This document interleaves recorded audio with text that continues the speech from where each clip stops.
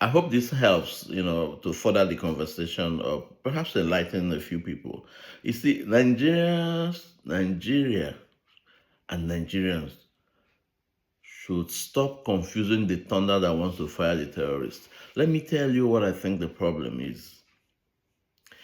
You cannot, on one hand, say you are a democratic nation, and on the other hand, have constitutions that are anti-democratic or anti-democracy. The problem of, in part of the main problem of Nigeria is the Sharia law. The Sharia law is a problem in a federation.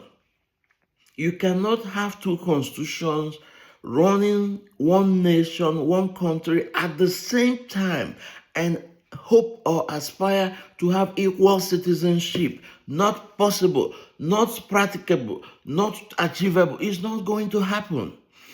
Now, Boko Haram is clear in their agenda when they started. Their agenda, clear, 2 points. One, to overthrow secular government and impose Sharia. Two, to eliminate and fight against Western education because they think it corrupts the mind of their members or those who share their religion. And let me clarify, not all Muslims believe that Sharia should be a component of a national of a constitution. Matter of fact, there are moderate Muslims in Nigeria who are even suffering a lot more in the hands of fellow Muslims who are extremists, who even consider them more like they consider those who they call infidel. Let me tell you, what can you even do about someone who believes that he is loved by God and that he's doing for God, an agent doing for God what God wants? He's fighting God's enemy of God. That's God needs him to fight his enemy. The person believes that you who don't believe what he believes or worships the way he worships is an enemy of God. If you are the enemy of God, what are you talking about? He doesn't see you as human. Your blood does not matter. Your welfare, whatever concerns you, does not matter to him. This is the ideological foundation that empowers and motivates members of Boko Haram, pure and simple. It just happened that some politicians exploited the advantage, all right, and exploited their shared identity.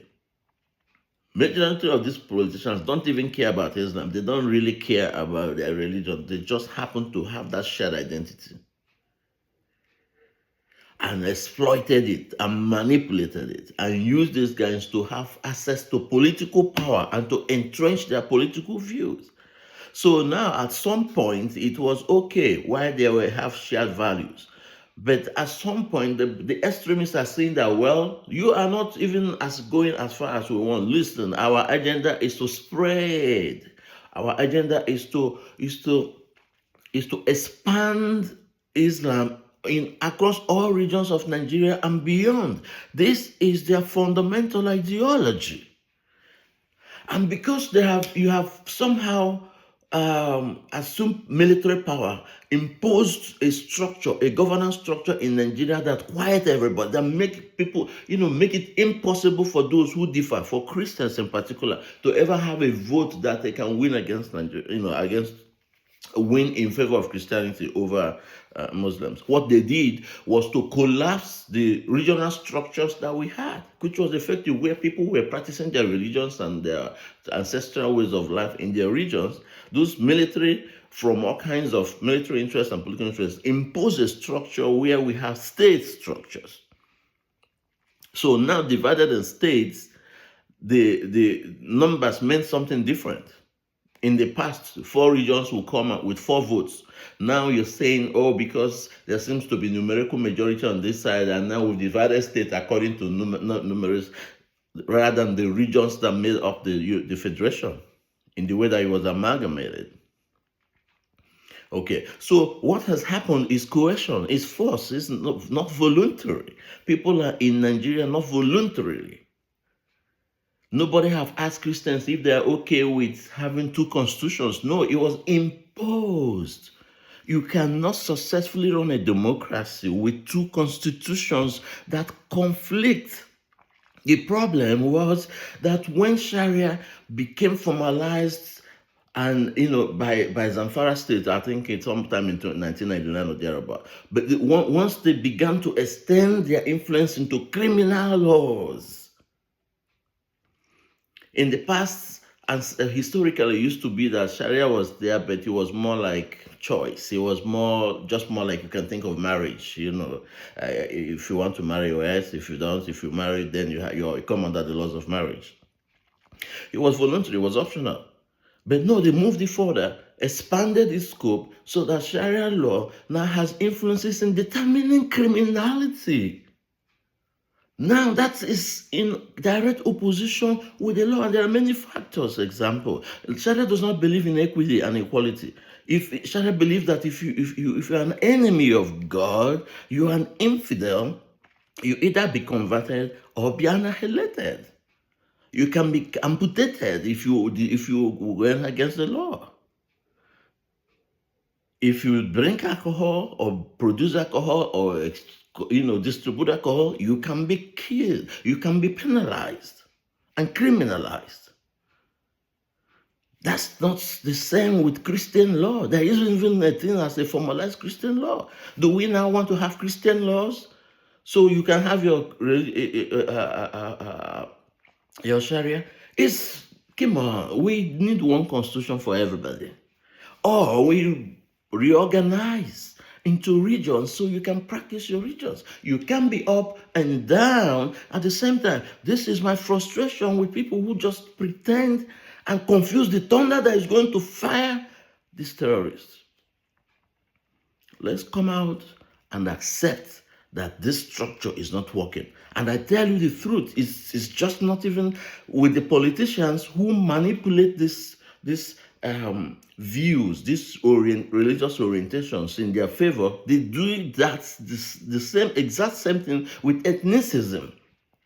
So in the context of ethnicism, it means even though Nigeria is a federated state, using the current state structure, where each citizen should be, have access to the same voting rights. So a Nigerian is Nigerian enough in any and all regions of Nigeria. No, but that's not the case.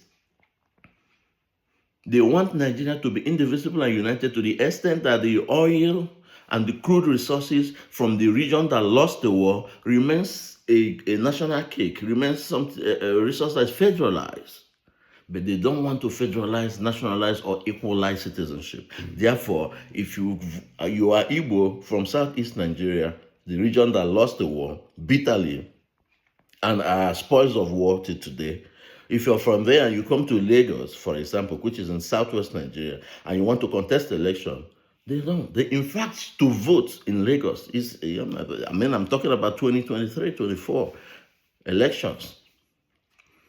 People were threatened, even with government-backed threats, government-backed threats, or at least if it's not, evidently there was no protection. Nobody arrested the people who were issuing the threats, whether to throw them into the ocean or Mamachinedu and all kinds of things, using traditional masquerades and things like that to prevent people from voting. The truth is that Nigerians don't even want to share citizenship. That's the truth. The Nigerians are fine. You can answer the name Nigeria, assume unity, and be a united member of a united nation and a country, but to the extent that you don't come to the ancestral regions or come to my ancestral region and assume equality or equity. None of those. No. The Yorubas want to retain regional privileges and have supremacy in Yoruba land the North, the Hausas, the Fulani, this is the Igbos. It's the same. So technically, no Nigerian actually wants to share citizenship.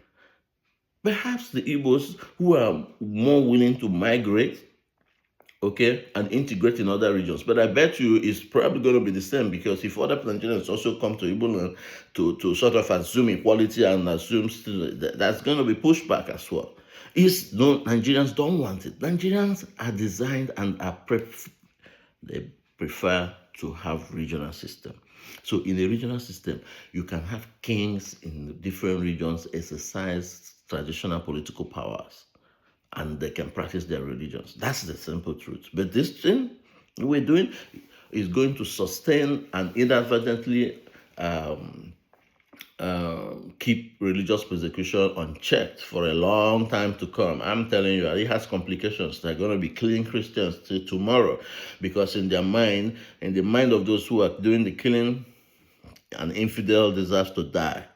And not only that, all regions must be Islamized. Pure, simple truth. This is the crux of the matter. Take it to any bank. Take it to any bank. Let's tell ourselves the truth. Sharia can be practiced in a regional system of governance, so people can return to their regions as we came during, as it were before independence, and even at independence.